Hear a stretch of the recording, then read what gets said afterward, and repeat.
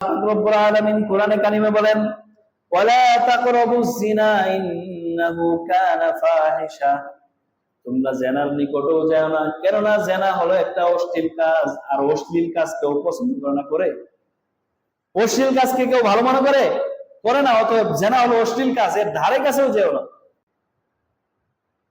জেনা করলে কি কি শাস্তি হয়? এক নাম্বার শাস্তি, বুখারী শরীফের মধ্যে এই হাদিসটি এসেছে।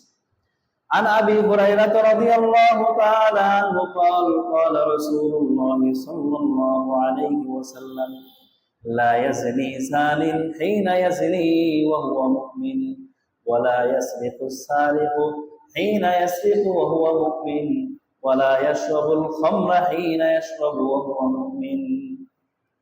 আল্লাহ রাসূল বলেন, কোন জেনাকারী পুরুষ কিংবা নারী যতক্ষণ পর্যন্ত জেনার মধ্যে লিপ্ত থাকবে ততক্ষণ পর্যন্ত সে ঈমানদার থাকে না, ঈমান তার থেকে উঠায় রাখা হয়।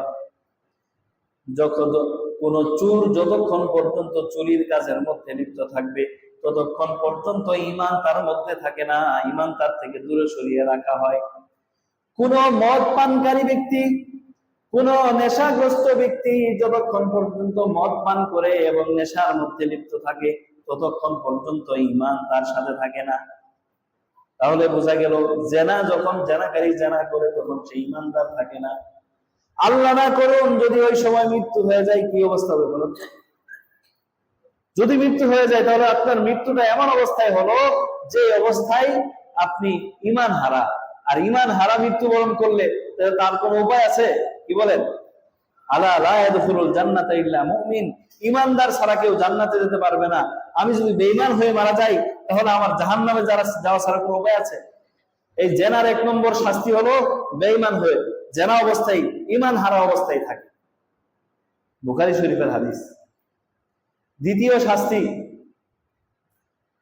عن ابن عمر رضي الله تعالى عنه قال قال رسول الله صلى الله عليه وسلم الزنا يورث الفقر। জেনার দ্বিতীয় শাস্তি, জেনা দারিদ্রতাকে সৃষ্টি করে দেয়। এটা হলো জেনার দ্বিতীয় শাস্তি। শুআবুল ঈমান, ইমাম বাইহাকী রাহমাতুল্লাহ একটা কিতাব, এই কিতাবের মধ্যে এই হাদিসটি এসেছে। তৃতীয় শাস্তি, জেনার কারণে লাঞ্ছনা ছড়িয়ে যায়। عن ابن عمر رضي الله تعالى عنه قال قال رسول الله صلى الله عليه وسلم إذا ظهر الزنا ظهر الفقر والمسكنة। যখন কোন এলাকার মধ্যে জেনার বিস্তার ঘটে যায় এবং জেনার প্রচার প্রসার হয়ে যায়, অবাধে জেনার মধ্যে লিপ্ত হয়, তখন তাদের মধ্যে দারিদ্রতা এবং লাঞ্ছনা প্রকাশ পেতে থাকে। তাহলে জেনা যেখানে প্রকাশ পায় সেখানে দারিদ্রতা এবং লাঞ্ছনা প্রকাশ পায়, ওই লোকেরা দারিদ্রতা এবং লাঞ্ছনার শিকার হয়। জেনার 3 নম্বর শাস্তি। এরপর জেনার চতুর্থ শাস্তি, জেনার চতুর্থ শাস্তি عن ابن عباس رضي الله تعالى عنه قال رسول الله صلى الله عليه وسلم إذا ظهر الزنا والربا في قوم فقد أحلوا بأنفسهم عذاب الله। যখন কোন সম্প্রদায়ের মধ্যে জেনার প্রচার প্রসার ঘটে, অহরহ জেনা হতে থাকে এবং সুদ খাওয়া শুরু করে, সুদের ব্যাপক প্রসার ঘটে, জেনা আর সুদ দুইটা শাস্তি, এই দুইটা বদামত, তখন তাদের মধ্যে শাস্তি কি? ফাকাদ আহাল্লু বিআনফুসিহিম আযাবাল্লাহ। তখন ওই সম্প্রদায় নিজেরা নিজেদের উপর আল্লাহর আযাবকে অবধারিত করে নেয়। জেনার চতুর্থ শাস্তি হলো নিজেরা আল্লাহর গজবকে টেনে আনে, এটা চতুর্থ শাস্তি। পঞ্চম শাস্তি, عن ابن عمر رضي الله تعالى عنه قال رسول الله صلى الله عليه وسلم ما ظهرت الفاحشة في قوم يعمل به فيهم علانية। যখন কোন সম্প্রদায়ের মধ্যে অশ্লীলতা প্রকাশ্যে হতে থাকে এবং প্রকাশ্যে অশ্লীল কাজ করা হয়ে থাকে, আর অশ্লীল কাজের মধ্যে সবচেয়ে বেশি অশ্লীল কাজ হলো জেনা, তখন যহারা ফীহিমুল আওজাউ যাহারা ফীহিম আত-তাউন ওয়াল আওজাউ আল্লাতী লাম তাকুন ফি আসলাফিহিম, তখন তাদের মাঝে এমন মহামারী, প্লেগ এবং এমন রোগ দেখা দেয় যে রোগ তাদের পূর্ববর্তীদের মধ্যে ছিল না। এমন রোগ আছে না নাই? কি বলেন? 5 বছর আগে যখন করোনা ভাইরাস ছড়িয়ে পড়লো, এমন রোগ এর আগে কোনো সময় হয়েছে? এরপর আসলো আবার ওমিক্রন, এরপর আবার এখন আসতেছে ছোট বাচ্চাদের চুলকানি হয়ে যায়, এটা বলে চুলকানির এক ভাইরাস। এ জাতীয় বিভিন্ন রোগ মানুষের মধ্যে সৃষ্টি হচ্ছে। কারণ কি? কারণ তাদের মধ্যে অশ্লীলতা ছড়িয়ে যাচ্ছে, প্রকাশ্যে অশ্লীল কাজ করা হচ্ছে। এটা আর গোপন কোথায়? যেহেতু পত্রিকায় প্রতিদিন অহরহর অশ্লীলতার ঘটনা শোনা যাচ্ছে, এটা কি গোপন গোপন করে করা হচ্ছে?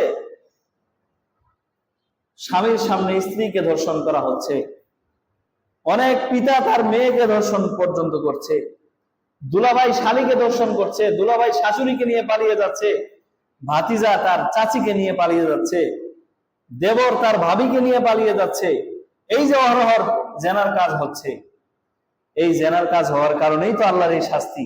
এজন্য জেনার পঞ্চম শাস্তি প্লেগ, মহামারী এবং এ জাতীয় নিত্য নতুন রোগের আবির্ভাব ঘটবে, যে রোগগুলো পূর্ববর্তীদের মধ্যে ছিল না। আমাদের পূর্বপুরুষের মধ্যে এই জাতীয় রোগ ছিল না। এগুলো জেনার শাস্তি, পঞ্চম নম্বর। এরপর হলো জেনার আরো 6টা শাস্তি এক হাদিসের মধ্যে আল্লাহ রাসূল একসাথে বলেছেন। عن حذيفة بن اليمان رضي الله تعالى عنه أن رسول الله صلى الله عليه وسلم قال يا معشر المسلمين إياكم والزنا فإن فيه 6 خصال। হে মুসলমানগণ, তোমরা জেনা থেকে বিরত থাকো, কেননা জেনার মধ্যে 6টা ক্ষতি আছে। সালাসুন ফিদ দুনিয়া ওয়া সালাসুন ফিল আখিরাহ, 3টা ক্ষতি হলো দুনিয়ার মধ্যে আর 3টা ক্ষতি হলো আখিরাতের মধ্যে। যেই 3টা ক্ষতি দুনিয়ার মধ্যে, ওই 3টা ক্ষতির মধ্যে এক ক্ষতি হলো ফাযাহাবুল বাহাই, যে ব্যক্তি জেনা করবে এই জেনাকারীর চেহারার সৌন্দর্য দূর হয়ে যাবে, চেহারার মধ্যে তার কোনো সৌন্দর্য থাকবে না। সাদা চামড়া হতে পারে কিন্তু চেহারার সৌন্দর্য থাকবে না, নূর থাকবে না, আলো থাকবে না। 1 নাম্বার শাস্তি। দ্বিতীয় দুনিয়াবী শাস্তি হলো দাওয়ামুল ফাকরি, সে সব সময় দারিদ্রতার মধ্যে নিমজ্জিত থাকবে, সে কোনো সময় অভাব মুক্ত হবে না। অনেক টাকা পয়সা থাকলেও অনেকের দেখবেন যে ঋণ ছাড়ে না, অভাব মুক্ত হয় না, সে টেনশন মুক্ত জীবন যাপন করতে পারে না। এটা হলো দাওয়ামুল ফাকরি। সে দারিদ্রতা তার পিছু টানবে না, পিছু ছাড়বে না, দারিদ্রতা তার থেকেই যাবে। তৃতীয় শাস্তি হলো তার আয়ু কমে যাবে, কসরুল উমরি, তার হায়াত কমে যাবে। এটা হলো দুনিয়াতে 3টা শাস্তি।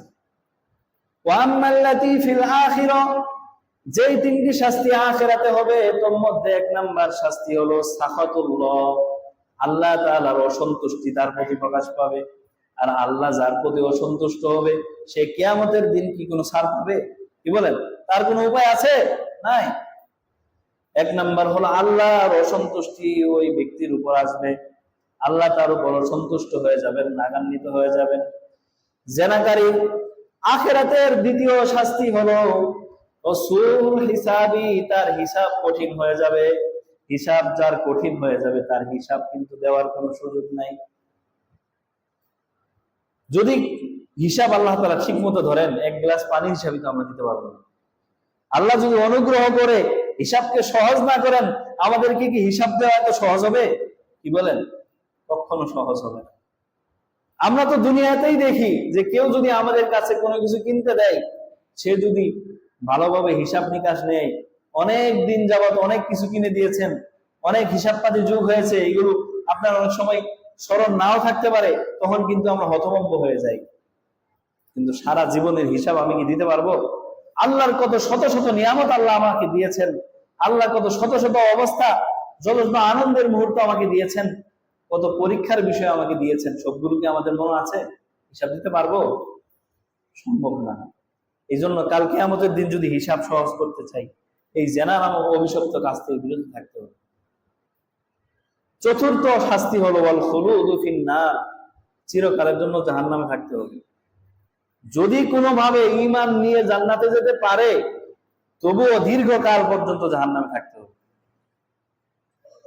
এই মোট 11টা শাস্তি এর আলোচনা করলাম আজকে। জেনা করলে আরো অনেক শাস্তির কথা কোরআন হাদিসে রয়েছে, এর মধ্যে কমন 11টা শাস্তির আলোচনা করলাম। এই জন্য আল্লাহ পাক রব্বুল আলামিন কোরআনে কারিমে বলেন, ওয়ালা তাকরাবুজ জিনা ইন্নাহু কানা ফাহিশা, তোমরা জেনার নিকটেও যাও না, কেননা জেনা হলো একটা অশ্লীল কাজ, আর অশ্লীল কাজ কেউ পছন্দ করে না। করে অশ্লীল কাজকে কেউ ভালো মনে করে? করে না। অতএব জেনা হলো অশ্লীল কাজ, এর ধারে কাছেও যেও না। সাবিলা, এবং জেনা হলো একটা মন্দ পথ, নিকৃষ্ট একটা পথ, খারাপ একটা পথ। ভালো মানুষ কোনোদিন এই পথে চলে না।